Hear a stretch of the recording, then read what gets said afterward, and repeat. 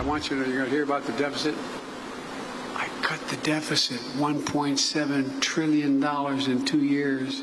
Nobody's ever done that. Cut the debt 1.7. Laws I've signed are going to do more to help red America than blue America. Well, that's okay with me because we're all Americans. Because my view is wherever the need is most, that's the place we should be helping. I'm not here to declare victory on the economy. I'm here to say we have a plan that's turning things around quickly.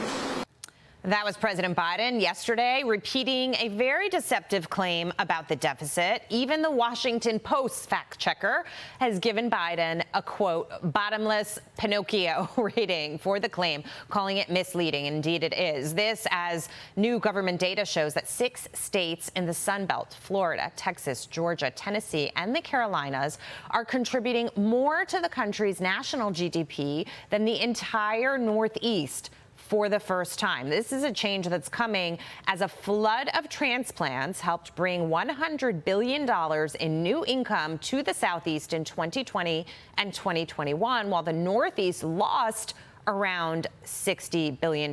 So lots to dig into here. I'm glad to have you both with me. Krysia, let's start with Biden and the deficit. You know, these are pandemic numbers that then he says he fixed. He says the same thing when it comes to jobs, that he added all these jobs back.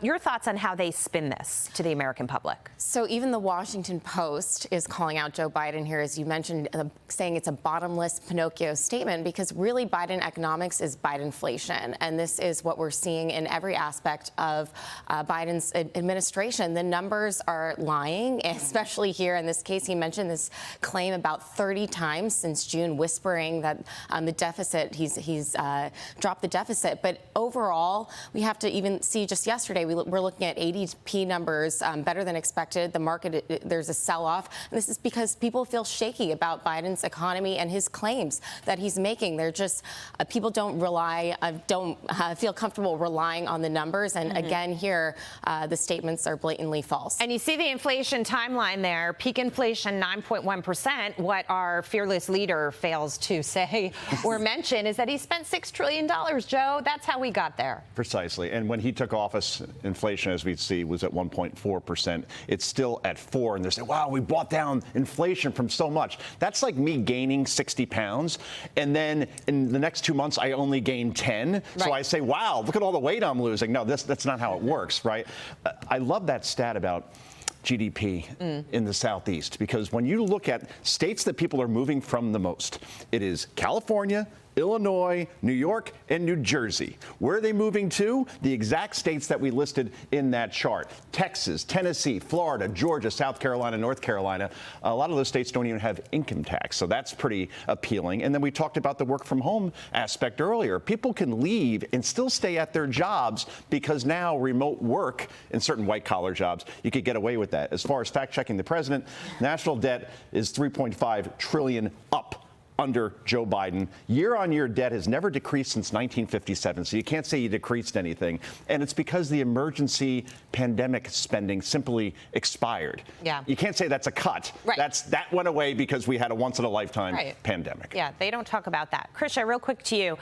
When you look at the migration and how things have changed in our country across the board, you know, Biden is going out. He keeps pounding home the same message. It's they put spin on it, but that Bidenomics is working for most people. Most people don't feel that way with inflation stuck around 4%. And it's the hardest leg of this inflation monster now is this 4 to 2%. That's the hardest part to get down. And Jerome Powell has said, I got to be aggressive here. I got to raise rates more and I got to keep them higher for longer. Your thoughts? People are very concerned about that statement about raising rates. And again, the numbers are, we see jobs being okay in terms of adding jobs and people remaining in their current positions. But again, this just means more rate hikes. And Americans are concerned because CPI under Joe Biden, I mean, it's been about 16% since he's been in office. To Joe's point, that's still extremely high. Yeah, and wages are not keeping up with inflation. No, That's exactly. what people feel. Real wages are down, and people, you know, it's funny because the data and how people feel are disconnected right now. People are still pretty upset about inflation.